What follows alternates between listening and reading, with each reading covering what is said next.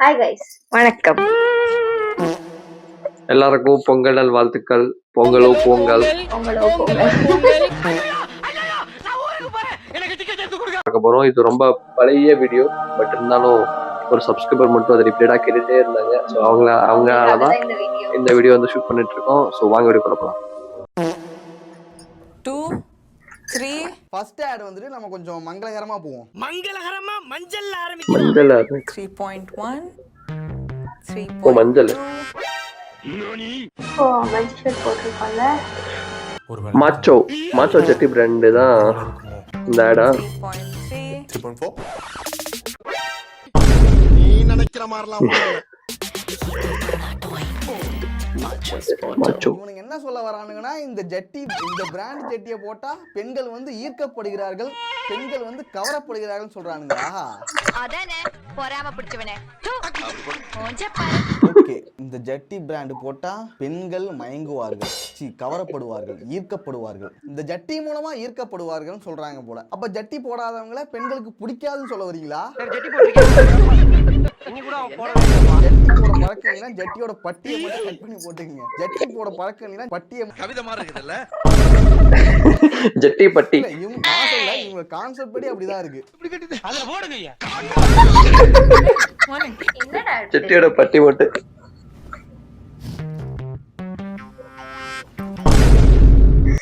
பையன் பிடிச்சிட்டான். பையன் இல்ல, பொண்ணு பிடிச்சிட்டான். பையன் பிடிச்சிட்டான். எல்லாம் டெக்னாலஜி. மாச்சோ ஜட்டியோட பட்டியை பாக்குறதுக்காக அந்த மேட்டை எடுத்து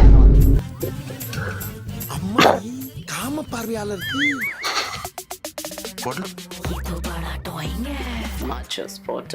மோஸ்ட்லி நான் நிறைய ஜட்டி ஆடு பார்த்த வரைக்கும் எல்லா கான்செப்டும் இது மாதிரி தான் இருக்கு.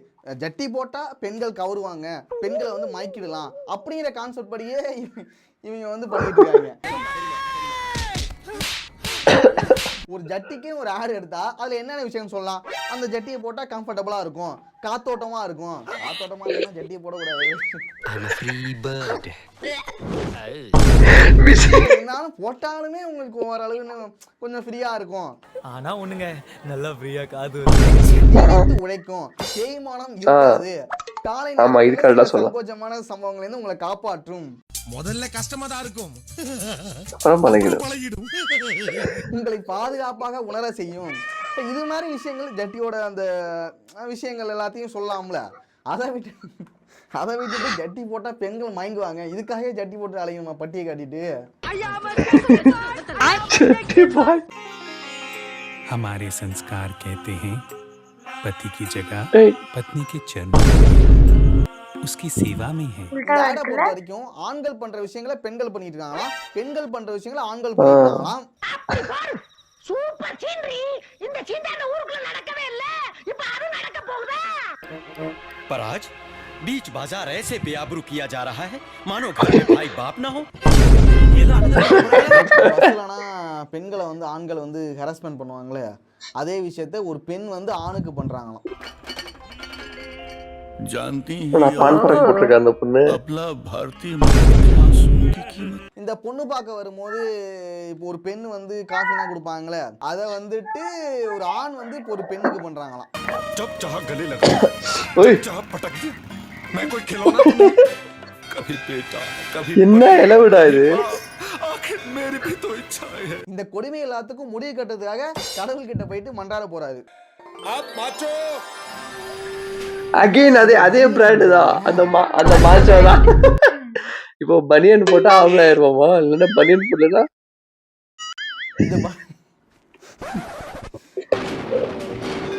பாடி எல்லாம் வந்துச்சுப்பா.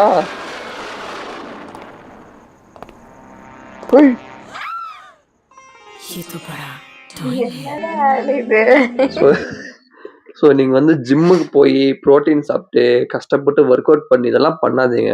மாச்சோ பிராண்டு பனியன் போடுங்க, ஆட்டோமேட்டிக்கா பைசிப்ஸ் எல்லாம் தன்னால வரும். தானா வரும்.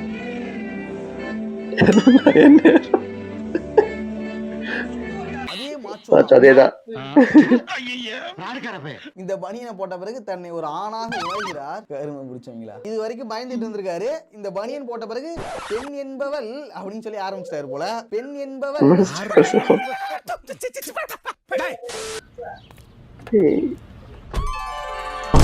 மாதவன் வருகின்ற ஒரு ஆடு.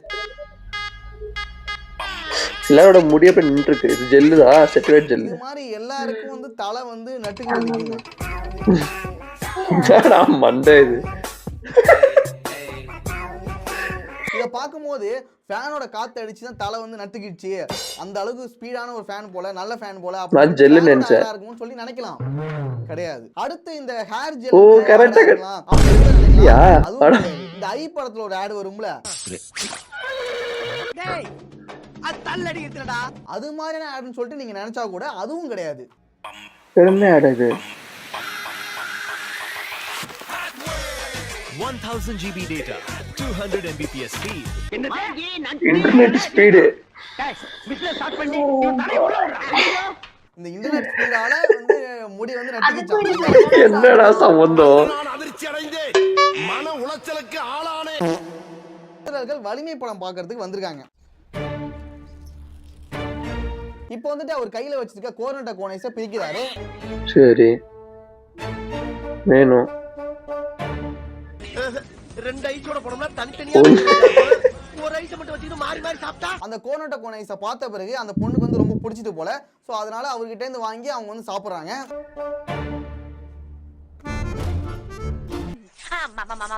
கடி கடி கடி ஒரே ஒரு கடி கடிக்கவா?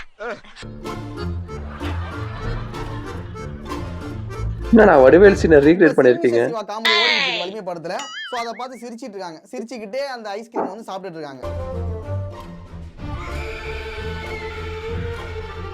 இப்போ வந்து அம்மா சென்டிமெண்ட் ஓடிட்டு இருக்கு. அத பார்த்து ரொம்ப பயப்படுறாங்க. அந்த பயத்திலே அந்த ஐஸ்கிரீமையும் டேஸ்ட் பண்ணி சாப்பிட்டுட்டு இருக்காங்க.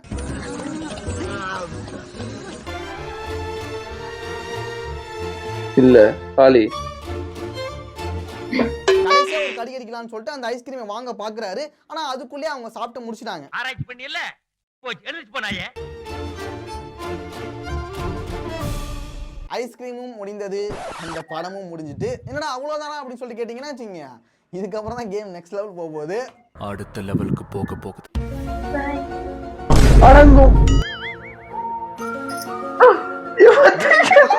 என்னடா ட்விஸ்ட் இது? ஃப்ரேமை த்ரூடு மட்டும் தான் ப்ரோ வச்சா. ஃபுல் அட்வர்டைஸ்மென்ட் ரெண்டு பேரும் மட்டும் காட்டிட்டு நம்மள எல்லாத்தையுமே கடைசியில ஒரு பிராங்க் பண்ணிட்டா பாத்தீங்களா? வந்து ஆரம்பத்திலே சொன்னோம்ல, அதுதான் இவங்க ஒரு காதலர்கள், இவங்க ஒரு காதலர்கள் பிரிஞ்சு போயிட்டாங்க படம் முடிஞ்சு. அம்மா இத போய் அவரை வாங்கிர சொல்றாங்க. அதேதான். அப்ப இவரு அந்த அட்வர்டைஸ்மென்ட் எடுத்த டைரக்டர் வந்து வடிவேல் அவங்களோட ஃபேன் நினைக்கிறேன். எல்லாமே எல்லா சீனுமே ரீக்ரியேட் பண்ணி வச்சிருக்காங்க. இவங்க ரெண்டு பேரும் மாறி மாறி ஐஸ்கிரீம் சாப்பிட்டுட்டு இருக்காங்க. ஆனா அவங்க ரெண்டு பேரும் என்ன பண்ணிட்டு இருப்பாங்க? இந்த விளக்குறது தெரிஞ்சு பண்ணியா தெரியாம பண்ணியா? தெரிஞ்சுதான் பண்ணு. இதுல வந்து பல அர்த்தங்கள் இருக்கு. பட் எனக்கு புரிஞ்சது என்னன்னா எல்லாருமே கோர்னட்டா கோனைஸ் வந்து வாங்கிட்டு போங்க. ஓ அப்படியே விஷயம். ரொம்ப கஷ்டமாயிடும். என்ன கோட்டச்சாமி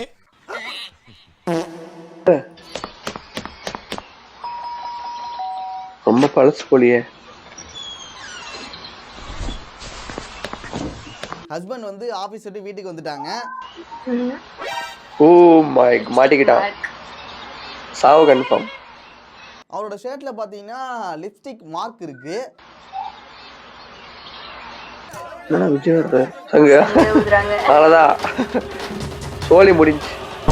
ஆஹா ஆபீஸ்ல ஏதோ ஒரு வேலைப்பாடு நடத்தலாம்னு சொல்லிட்டு வைஃப் சந்தேகப்படுறாங்க.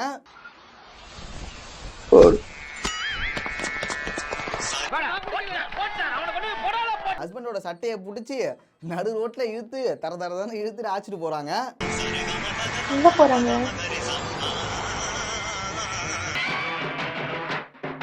தெருவருக்கு வந்துட்டாங்க. அந்த பொண்ணோட வீட்டுக்கே போயிட்டாங்களா? ஓகே. அவங்க வைஃப் வந்து எங்க அழைச்சிட்டு வந்திருக்காங்கன்னா அவர் கூட ஆபீஸ்ல ஒர்க் பண்ற அந்த பொண்ணு வீட்டுக்கு அழைச்சிட்டு வந்துட்டாங்க. இப்ப நீங்க சொல்லுங்க, இந்த அட்வர்டைஸ்மெண்ட் வந்து எதுக்கான அட்வர்டைஸ்மெண்ட்? இதுல வந்து என்ன ப்ராடக்ட்டை பத்தி சொல்ல போறாங்கன்னு லிப்ஸ்டிக்கா? லிப்ஸ்டிக்கா இருக்குமோ? நானும் அதே தான் நினைக்கிறேன். என்ன பிராண்ட் அப்படின்னு கேட்பாங்களோ? லிப்ஸ்டிக் தான் நினைக்கிறேன்பா. இல்லைன்னா ஷர்ட், ஒயிட் ஷர்ட். இந்த லிப்ஸ்டிக் கரை போறது ரின்னு. ஏதேதோ இருக்குமோன்னு சொல்லி தான் யோசிச்சேன். கடைசியா பாருங்களேன். இப்போ தோச்சு. ஐயங்க. ஷர்ட்டா? பாரு கரை போயிடுச்சுப்பா. எப்படிரா?